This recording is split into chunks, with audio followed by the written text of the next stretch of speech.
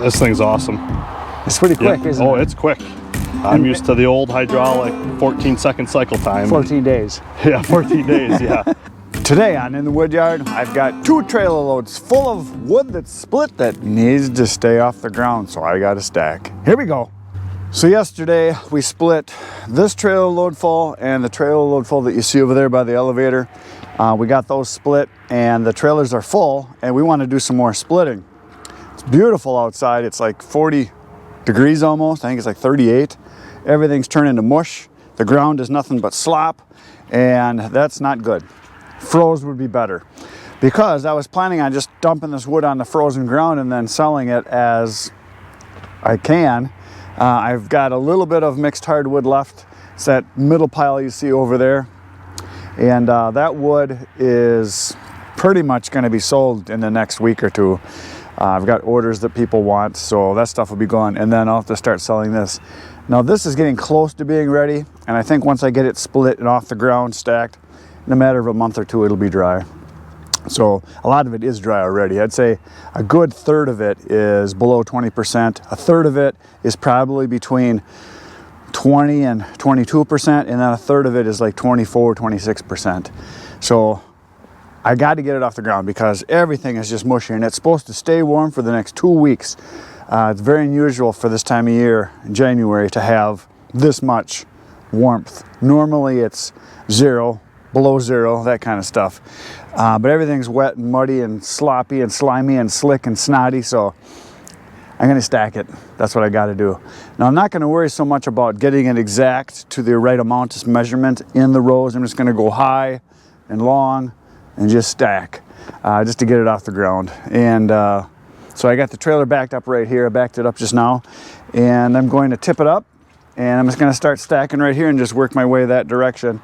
And then bring in the other trailer and stack that one.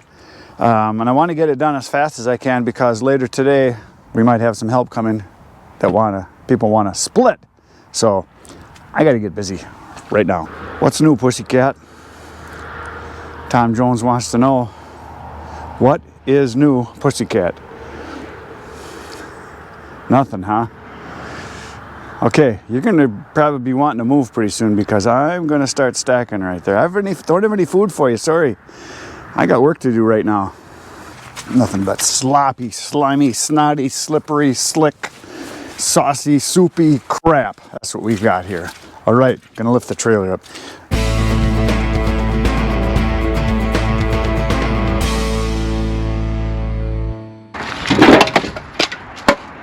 The name of the game here is don't get killed. Don't get dead. That's all that matters. I got the pile pretty high there in the trailer. I really don't want the wood falling in the mud like this. Get covered in mud. I've never had a customer yet that said, please bring me mud.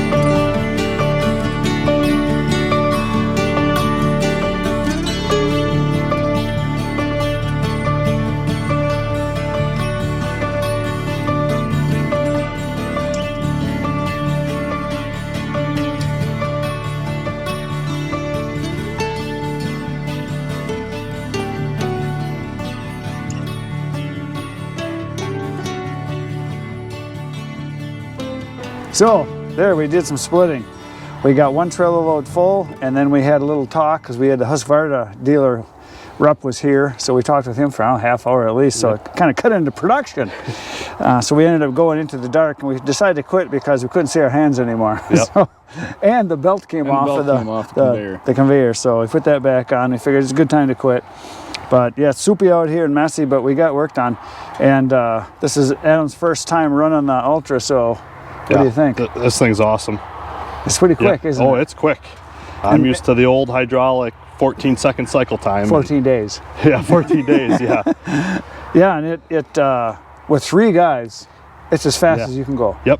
Because one guy basically is feeding, one guy is running the lever, and the other guy basically just manages moving the load, making sure pieces are picked up, keeping pieces over here, and then pulling pieces off the end. And 3 guys, you can go about as fast as a processor. Yep. With the elevator. Yes. That saves you a whole bunch of chucking. So, yeah, it's a nice machine.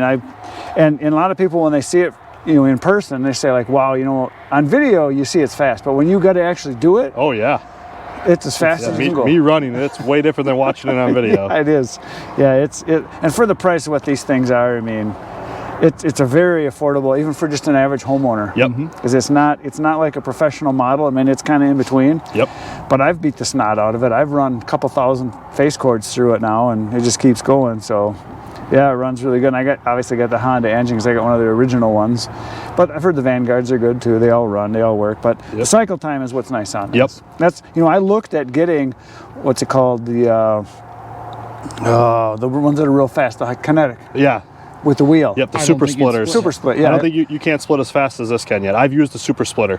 Yeah, they're fast, but what I like about this is you still got the power, the hydraulics. Yes. So you got hit it speed 3 or 4 times. and you got the power that you can push it through. Yep. And you saw some of those chunks of ironwood. Yep. That stuff's kind of stringy like elm, and it's hard wood, and it gets hung up in there. You just put another piece and push it through. Yep. So, but yeah, it works really good. So that's it for today, folks. We're done. We're going home to eat some supper. Poke the buttons. Tomorrow we'll be back 5:30 a.m. with another video for you. Between now and then, you're going to want to watch one of the other videos. There's 900. There's one on the screen right now. Check it out. Good night, Reed.